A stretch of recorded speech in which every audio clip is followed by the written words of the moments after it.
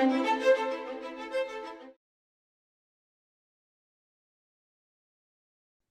everybody and welcome to today's BAInsights session. I'm once again pleased to be joined by two excellent guests, and today we're going to talk about business analysis is what you make it. And to help us with that conversation, as I said, got two excellent guests. I'm going to start with one of them, David, to give himself an introduction. So David, over to you, please. Yeah, thanks, John. Hi, everybody. I'm David Beckham, obviously not the footballer. So apologies if you were tuning in expecting an interview about football, but there you go. I'm principal consultant of ChuDo Consulting. In fact, I'm the only consultant at ChuDo Consulting. I did 33 years at a major insurance company in the UK, 25 of which was as business analyst. So I've got a little bit of experience in the topic today, hopefully. Brilliant. I'm sure you have, David. And from someone who's seen you on conferences and various events, I know I'm very confident you have something useful to say, interesting to say as usual. So thank you. Susan, would you mind doing an introduction of your own, please? Hello, I'm Susan Moore. I'm the Community Engagement Manager with the International Institute of Business Analysis. We are a professional association for business analysis professionals. Before I became the Community Engagement Manager, I was a business analysis professional and a member of IIBA. I have been a business analyst in a variety of other titles in this job family for over 20 years, primarily in insurance and financial institutions, but I took a dive into some other areas. I think hopefully I also will know some things about business analysis that will be helpful for the audience today, but I am prepared to learn some things too. Good. There you go. Put the pressure back on us, Susan. So good. That's right. That's it. But it sounds like, for the introduction, that you'll both contribute to a conversation that definitely will help others and each other understand a little bit more about the fact that business analysis really is what you make it.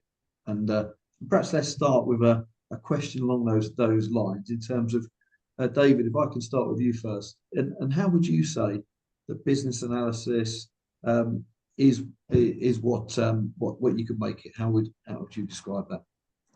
Well, I think we're lucky to work in a profession that, whilst it has one name, there are many activities that go on within it. And there's diversity of sort of what I call shapes in business analysis. There's the question of ethics, there's questions about data security, accessibility, sustainability, your domain knowledge, the ability to ask questions, and then generally the transformational aspect of it as well. And I think we're lucky that we can have all those different aspects under one role. And I think, I'm saying I think a lot, but I do think a lot. I surmise that this is an opportunity for people as they want to concentrate on one aspect of the role to do so, but otherwise be a generalist and all that lovely knowledge that you can gather. So that's what one of the ways I would say, you can shape your career is by looking at a particular aspect of the role. Thank you, David. I think that is really important and interesting point to start with in terms of, it just shows that any BAs, whether they're new or experienced BAs, they're not going to be pigeonholed, or they don't have to be. They can take a very broad BA role, or perhaps they can take a fairly focused one, be it within a domain or a product or a project or a particular aspect of BA. So thank you for getting us started in that way. Susan, I wondered if you would share your perspective on that same point, please. I agree with David. I think that, the bad thing about the work that we do is it's very broad. And the great thing about the work that we do is it's very broad, which means you can bring a lot of yourself into this role or into the work that you do. I often tell business analysis professionals who maybe have been doing the work or wanting to get in, this is in part about you. It's about your style. It's about what you bring. Yes, your organization will define the work that you do, but a great thing is being able to bring in your talents and experiences and just your curiosity into this work. So you have the ability to shape the work, because our work is largely very human focused, and humans are kind of messy. And so anytime you can adapt yourself to the culture, to the stakeholders, to the broader work that the organization is doing, I think the better you as a business analysis professional are at the work that you do. And you're on mute. Sorry, I didn't press the button correct quickly enough. I would definitely agree. There we go. I'll stay away from the mute button now. But yeah, I would definitely agree. And I think it's an opportunity as well within business analysis that we can understand what it is that we're being asked to do, why we've been brought in. As you said, develop our own style, or use our own style. And as David said, we can apply it broadly or in a very specific sense. But I think we can also, share our opinion and share our experience with those that we're working with to perhaps give them a perspective on how the situation could be tackled or how the analysis could be approached. And if that dovetails quite nicely with your own preferences and your own way of working and your own style, then all the better. I know we have to adapt to an extent to our other stakeholders, but I think the more we can do things in a way that we enjoy and what we most enjoy, then I think all the better, probably for how enthusiastic we are about the things that we do as well. So I think on top of the excellent points you both made, I think I would just encourage individuals to think about, if there's anything that they believe that they could be doing and they find that perhaps they're not. I think business analysis is an excellent opportunity to raise your hand and to share your opinions and to get your voice out there. And who knows? I mean, certainly from my experience, I think a lot of stakeholders will be more than willing to listen to your point of view and maybe give you a chance to explore things in your own way, I would say. Yeah, if I can just add, one of the wonderful things about business analysis is that many other IT change professionals don't fully understand what we do. So we can kind of do magic.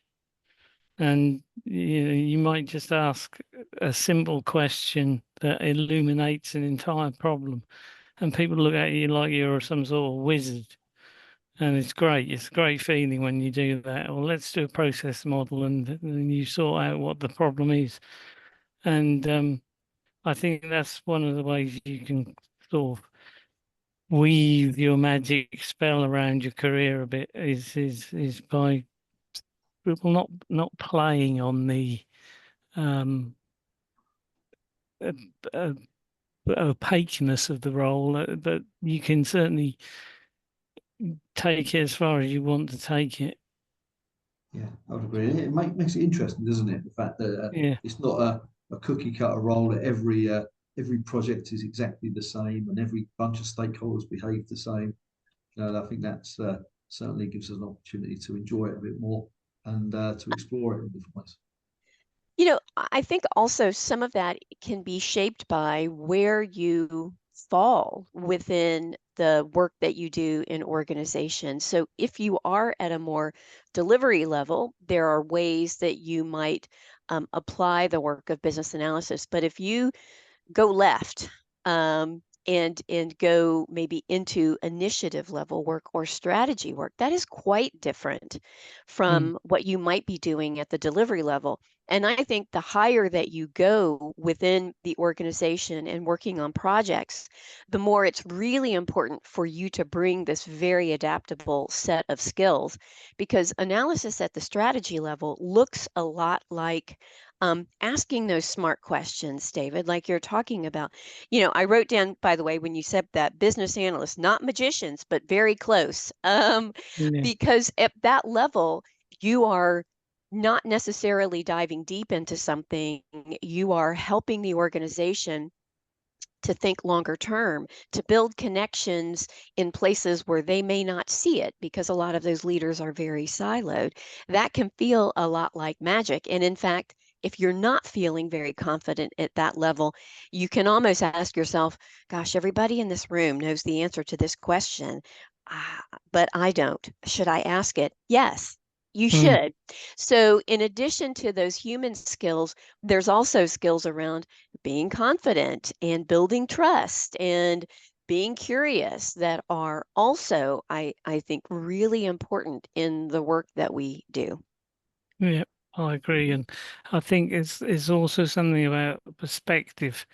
When you're a delivery BA, you're tending to look down into one project, and then you might become a lead BA or a senior BA, and you're looking down, but you're also looking across at several different projects in a portfolio.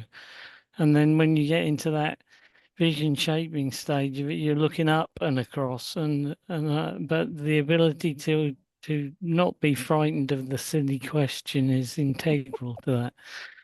You've got to be comfortable with ambiguity. Ooh, big time. Yeah, big time. You really do have to be comfortable. I think about work at that level as looking more like feeling around in the dark for a light switch. Yeah. Like you've got to get comfortable with whatever your approach is to helping a group of people find answers, come to consensus, talk honestly and openly. It's a different skill set. Mm. Yeah. I feel like I should probably sort of session out. It's entitled Business Analysis, can also be what stakeholders make it as well. But maybe that's one for True. another day. It makes me think as well, really, in terms of, I mean, we'll start with you, Susan, first, in terms of how you've sort of like explored and set a direction or chosen different paths throughout your career as you've made business analysis, what you wanted to make it, really. When I got started in the late 90s, business analysis was around, but as far as being formalized, I mean, that's really the infancy of IIBA and the business analysis body of knowledge. That was happening all through the very late 90s and the beginnings of the 2000s. So I came into an organization not knowing that there was business analysis, but my first roles were around product implementation, specifically mainframe products, I might add. But so I really just went wherever my interest took me, and I happened to be interested in how businesses worked, and I spent a lot of time doing that. I also was interested in how our system worked and how we basically put an organization's businesses in the box. And so that opened the door to an interest in processes and workflows and all of the tools and techniques. But, somewhere probably 10 years or so into my career, I wasn't sure where I wanted to go. And so I did a lot of experimenting. And what I will say is that the experimenting was successful, but many times it was, I am not interested in doing whatever this thing is. So I think my secret has been really to find small to mid-size companies where I could explore a lot of different things. So if you're somebody that's listening today and you're thinking, I think I want to try some different things, but I really don't want to job hop, small to mid-sized companies could be the place for you because they like that entrepreneurial mindset. In fact, I think good BAs do that. And so that has helped me to kind of find my way. And this work that I do now, which feels like it's maybe not specifically business analysis, is in fact because one of the pathways that I took was a volunteer route. I did that in my private life, and that helped me to build another set of skills because I think for somebody in this work, you need to prioritize learning and not just the formal stuff, not just the certifications, but prioritize how to learn because it's at the core of what we do in organizations. And so that's what brings me to this point in my career today. It's just all of that. Yeah, it's definitely some interesting points there, Susan, about having awareness of different paths, being brave enough to explore some of them, training yourself or getting training to support you as you explore those paths. And I know you said a lot more than that, but I'm obviously trying not to repeat every word you said. but excellent. I wonder, David, if you could also share your perspective on that, please. Yeah, well, I mean, I suppose I shaped my initial career. I didn't start out in IT. I sort of started out in pensions administration, which was very exciting. And I spent 6 years, I guess, in pensions administration, and I crafted my early career by asking lots of bloody awkward questions, pardon my French. Like, why do we do this twice? And why, if I'm checking it, does that person check it after I've checked it? And then the checker's checked, and eventually, I think they got fed up with me actually and sent me across to IT. We set up a vision unit which was bringing in modern technology in the like gas lamps and stuff like that when I was a lad. No, electronic scanning and the allocation of work and a call center system, and it was. I went straight from a sort of in tray out tray environment to a let's understand what we're doing environment, and it was heaven, quite frankly. And I cut my teeth on business process re-engineering with the mighty post-it note that I'm never short of, on brown paper stuck up on walls because we had all the technology in those days. And that was kind of accidental, and then I got more into demonstrating prototypes and stuff like that. So I got to visit business areas and business managers came in to see all the prototyping that we were doing, and that opened up more doors to me. And then I started. Eventually, I got the practice lead role once we established the practice within my company. And that was because I was one who kept harping on about it and saying we need a role to look after our community. So I think asking stupid questions or asking questions that were mildly inconvenient for the listener and being a general pain in the bottom about subjects were two ways I've crafted it. But deliberate crafting, I took the step of speaking at conferences, and that built my network no end, and also LinkedIn as well as a practical solution. But those were the two things that really kickstart. Well, they didn't kickstart because I was halfway through my career by the time I got there, but they middled my career. Was just the networks I built through speaking and leadership events. I mean, certainly what you're both saying at different ends of the spectrum is really resonating with me. Because I mean, if I think about what Susan said about, in that small to mid-sized company, even though I actually worked in a very large company when I was first started business analysis, I was actually fortunate enough to be within a relatively small team that worked in a relatively ring-fenced product. So it gave me the opportunity to, and I was the only BA really, so it gave me the chance to explore that relatively modest domain, but explore that there was loads of processes to understand and loads of different actors and stakeholders to meet and learn about, which sort of got me interested in speaking to different stakeholders and understanding what they had to say, and sort of got me interested in thinking about what more is there to business analysis, and that sort of started to give me that awareness, I think, similar to what you mentioned, Susan, of what business analysis could be and different paths you can start to explore.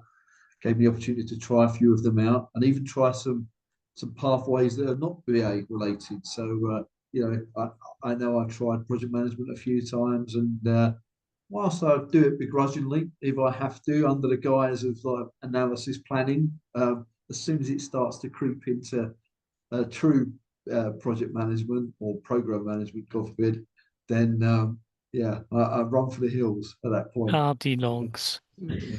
Exactly. So is that sort of that's very much resonated with what you were saying, Susan. I mean, to David's point as well. I mean, whilst I haven't yet spoken at BA conferences, although that will happen fairly soon, certainly being aware of the conferences and seeing people like David present at different events and hearing from others in the community and the IIBA, Susan as well, it just gives you the awareness of all the possibilities actually, and then luckily got to try a few, and I guess started telling others about how important it is, and they start to sort of shape the practice and start looking after the practice and guiding others. So fairly similar, familiar stories at both ends, I would say. So I wonder, I mean, how can, and I'll start with you, perhaps, David, on this one. How can BAs shape their role so that they can do more of what they enjoy, or what they might regard or what might be regarded as valuable? I know valuable might be one of those interesting terms, but how might you advise at least the BAs on how they can do things they perceive to be valuable or at least enjoyable? Well, I think from a practical perspective, the moment you start an assignment, you need to define your personal contract with that assignment and make it clear to the team and the sponsor and your project manager or whoever it is you're working with, not for, but with, exactly what is expected of you and what they can expect from you. And otherwise you end up, or you can end up being a project gopher. I think you've got to be very clear where you sit on the time, cost, quality triangle as well. You can have it fast and quick, but it won't be any good. Or you can have it good and quick, but it won't be fast. No, that's wrong. I knew I'd get that wrong, but never mind. I think I made a point on the triangle. But and sometimes that entails being prepared to do things off the side of your desk for a while as well, until they become so valuable to people that you can put a business case together for them and get them ingrained in the fabric of what you're doing. But I definitely think there's something in sitting down with your manager or your program manager or whoever it is and saying, look, this is what I can do for you. Is that what you're expecting? And if not, what's the gap? And that gap may well be acceptable to everybody, or it might be difficult to fill. But certainly, I've always urged BAs I've mentored to contract correctly at the start of an assignment, to explain that I have got an interest in this or I have got an interest in that. So if any of that work comes down the pipe, can you put it in my direction?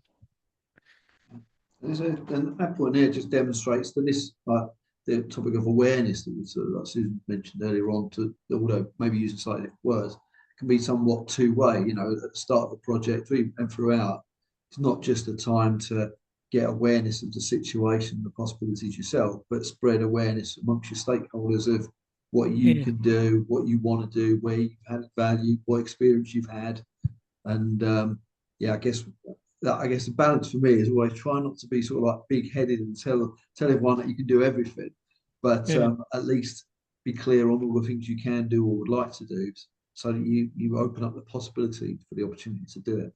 I think that's sort of compounded by the fact that a lot of what BAs do are subjective topics. I mean, facilitation and negotiation.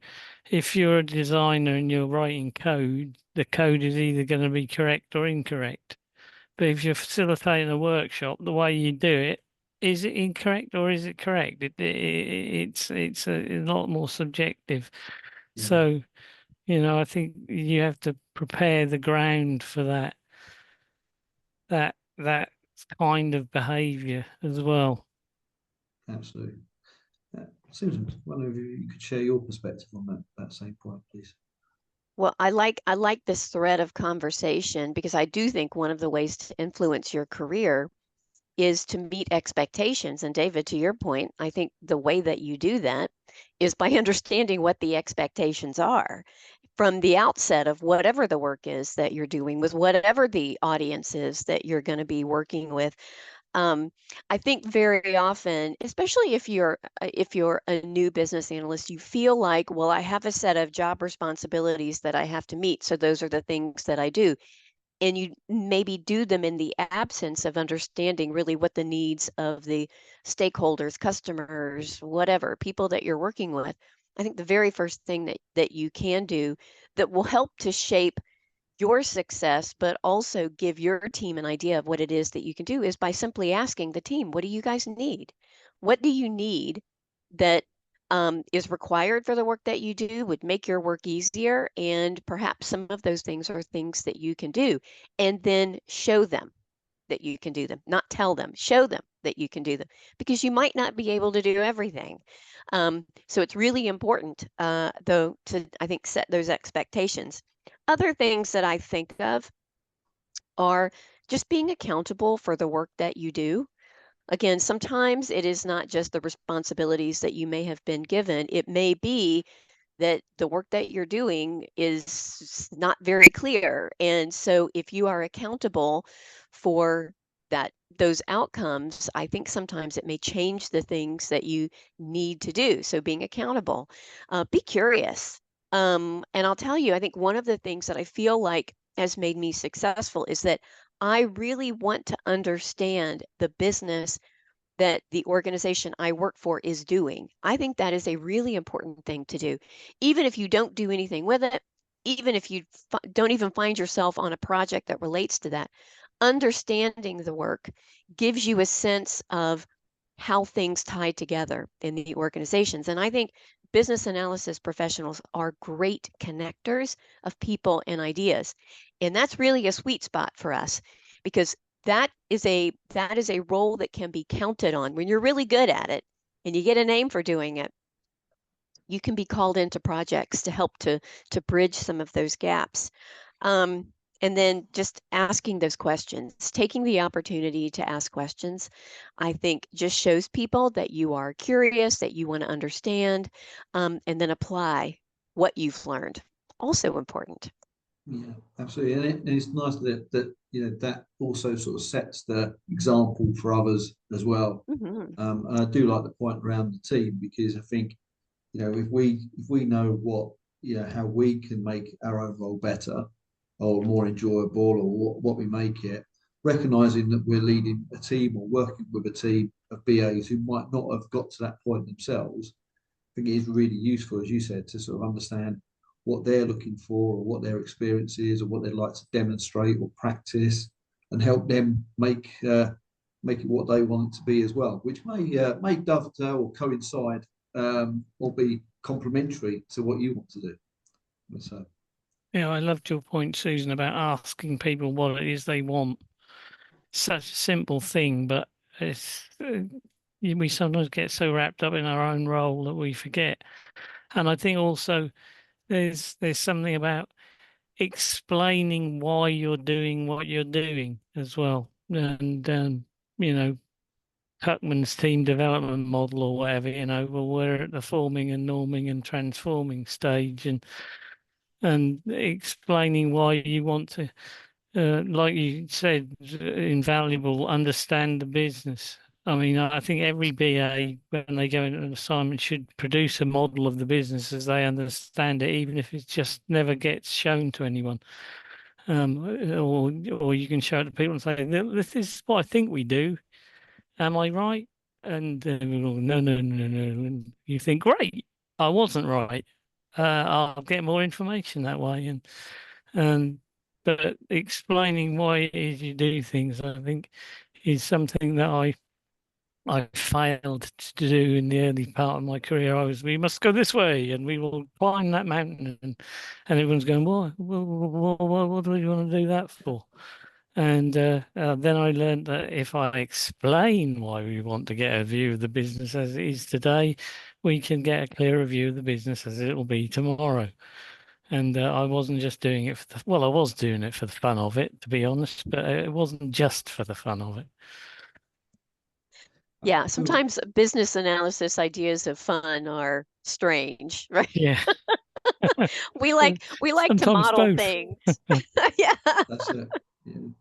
Yeah, getting into that detail, isn't it? So it's sort of like Mhm. Yeah. you know, there's so many areas of detail you can get into to understand the personas that you're working with and the environment they're in, the pain points, or how to fix things, or how to model things, or how to just different ways that you can draw things as well or visualize them. They don't all Mm. have to exist just within the BA world. I know plenty of times I've been presented with things that colleagues in at Capco from a consulting perspective have done. I've gone, actually, I'm going to steal that. That's quite a good way to bring to the analysis to help things be a bit more clearer.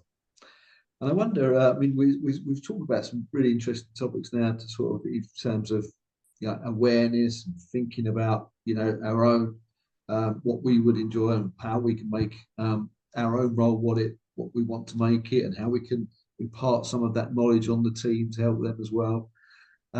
Feels like it might be an interesting point to ask how you might influence stakeholders and your clients that you're working with to give or to either give or to improve your opportunity of making the BA role what you want it to be. And I wonder, Susan, if I can start with that very easy question with you, please.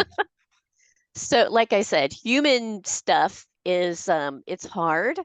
And it's really at the core of what we can do. I think one of the things that we can help with regard to our stakeholders is we can create safe spaces, we can create transparent spaces, because I think when you are able to talk very openly and honestly with your stakeholders, you can get a lot more ground covered. So I think building trust, and I always talk about the trust equation. So the trusted advisor, it's kind of a key resource that I think actually all business analysis, heck, I think all people and companies should take a look at this. So I think making some space to be able to influence stakeholders, I think is part of that. But then I also think it's building those relationships, because I think business analysis is a relationship business, also a thing that I always say. And then showing, not just telling. So the work that we do, I mean, you all have already said this, the work that we do is squishy. It is not a defined path that will lead to a particular outcome. It is very dependent upon a lot of things, many of which we have no control. So I think when we are able to show stakeholders what we can help them with, how we can shape the outcomes they want, I think it gives us more space to have them be allies and advocates for us in the work that we do. The best thing that can happen to you is that you get known as somebody that when John or David shows up on their project, we know that we're in good hands, because they are competent and capable and lead us to really good outcomes, even if it's the outcomes we didn't think that we wanted. The bad news is you get known as creating those outcomes. And so that means the problems get harder, and the skills that you've got to bring to the table get I've been using the word squishy, but they get a little more complicated, because you're going to be asked to dive into areas where there are people or process issues which may not be completely surfaced. So that's how I think we influence those folks. But I am really going to be interested in, David, what you think. I was just going to say what you said, Susan. No, no, I think a lot of it is it has to center on trust and integrity, I think, with the stakeholder, and even down to asking a stakeholder what it is that they value, and the stakeholder might be in a space where they value just getting decisions made quickly. So they don't want anything that's too over flamboyant, which we can do, we can do, but we can also say, well, that's fine. But the risks of doing that is that we will come to a conclusion too quickly and we'll deliver the wrong thing, or we'll have to have a rebuild, or we'll have to rethink, or it'll only last a year and then you'll have to have another version.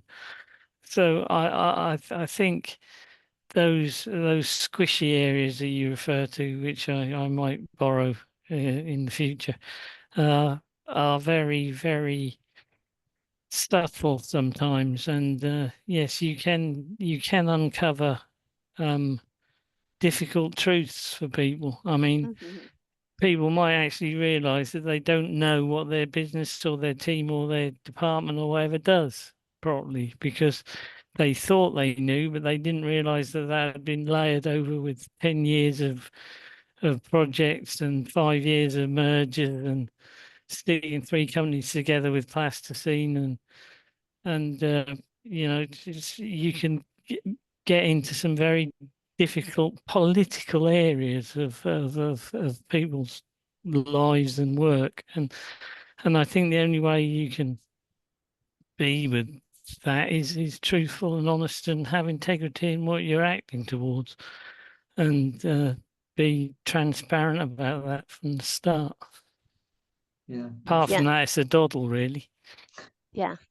It You makes know, me think of like this theoretical onion of reality and possibilities, because you sort of unpeeling layer by layer as you sort of understand, you know, what the stakeholders want or need, or what the situation is, or you start to explore some of the things you could be doing or they've done before, and just going layer by layer with them, you know, helping them understand what they could do, but what the implications of going one way or the other are.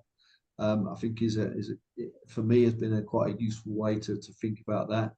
And I think sometimes, you know, it's always worth realizing that some of those things that you might explore, or areas you might explore, we might not individually have the skill set to take them much further. It might be something that we have to pass on to an architect or a more experienced BA or somebody else. But perhaps if we do that, we might be uncovering an opportunity to learn a bit more ourselves as well. Yeah. Yeah. we're so often at the forefront of change that sometimes we forget that change can trigger emotions and behaviors in stakeholders and customers in ways that we don't anticipate. That's another one of those ways that our work can sometimes be very complicated.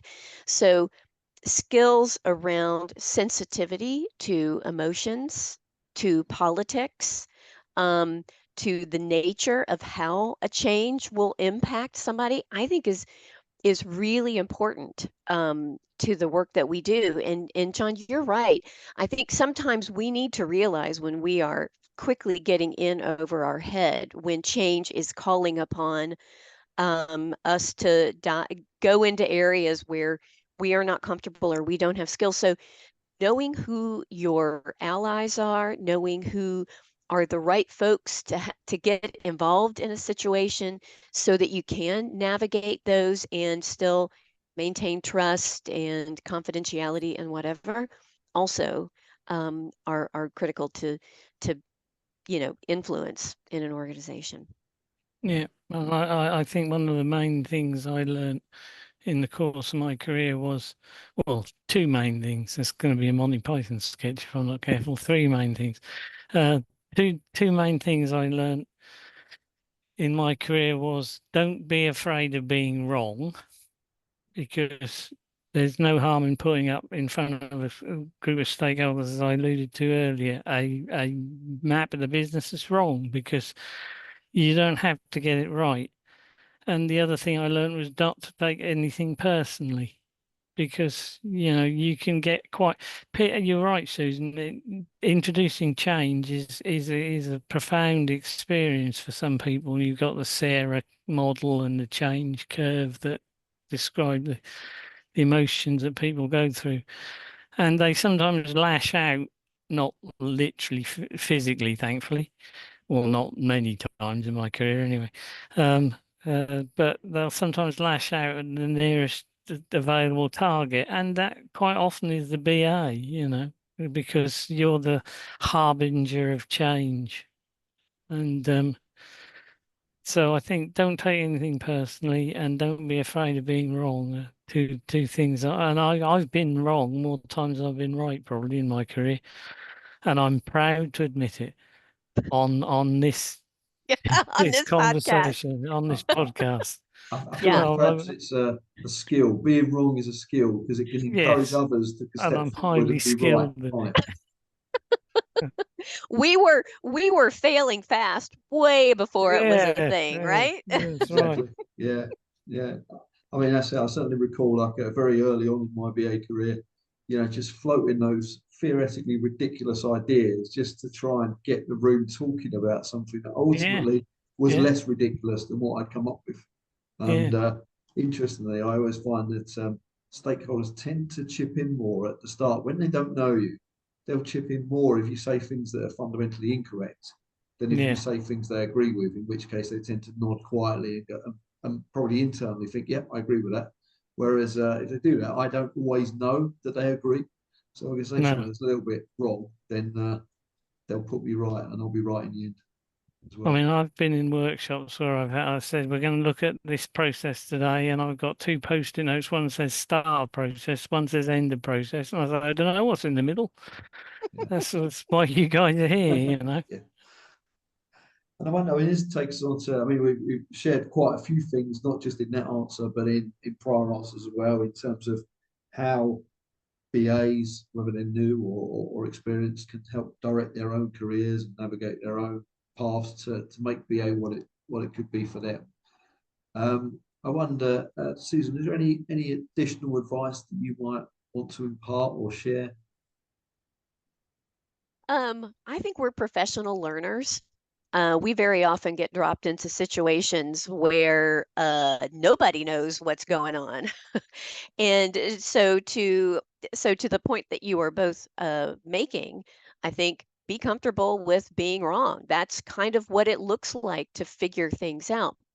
But prioritize learning, because that's a muscle.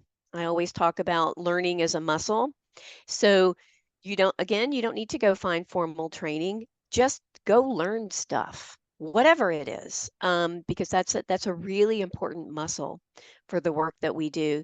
We've talked about being curious, and don't judge yourself. Like, just be curious, I think, is really an important part of this. Sometimes, if you get started in this work early enough, you may not really know who you are yet. So take opportunities to do other things, both inside and outside of work. One of the most important things that ever happened to me, I worked under a CIO, and we were having a conversation one day, and he said, "So what kind of stuff do you do outside of work?" And I thought, I don't do anything. And that led me to getting involved with some other organizations, and gave me the ability to make a whole new network of friends and develop a whole other set of skills, and really to be able to balance the work that I did. So find ways to bring joy and resilience into the work that you do, because sometimes the work we do is hard, and because it is not always a straight line, being able to think in flexible ways, to have something going on outside of work can be really important to what you do at work. Absolutely. David, I wonder if you've got any further gems to add to what you've said previously and what Susan's just said and said previously herself. I think one thing for me to craft a career is find out what you love about the role and just keep banging on about it.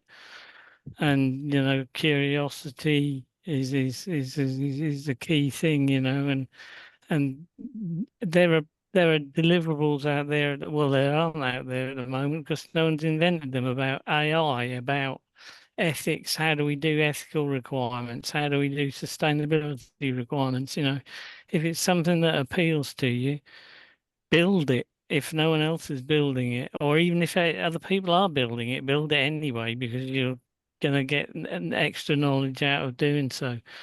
So, I think you're never too old to stop learning, and I should know.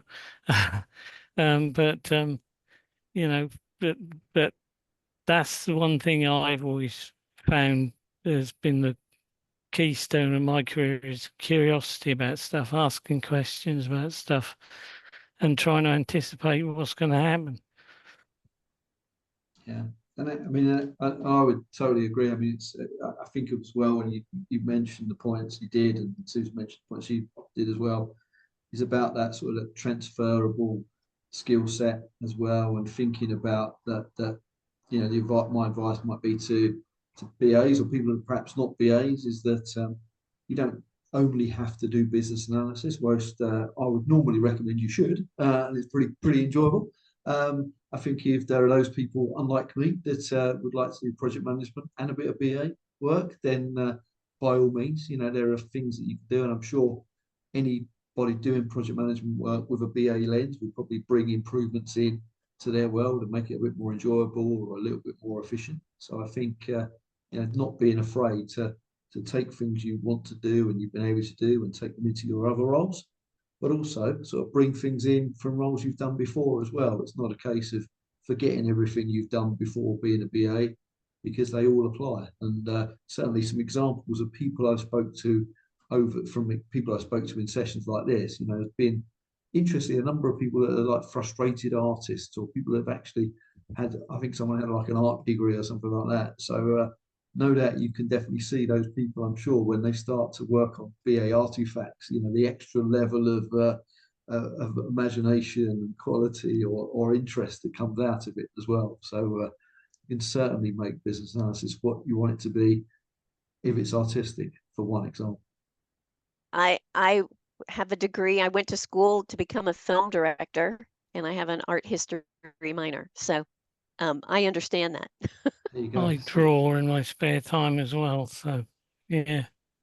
It feels like perhaps what we're uncovering is that it's not like quite the unusual connection that I thought it was. Maybe it's a prerequisite that we don't know about. There must be some artistic underpins that are the foundation to becoming a BA or learning.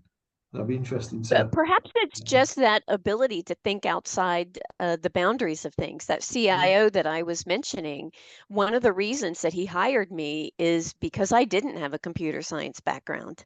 And he was looking for some unusual perspectives. And I can't really say that I brought any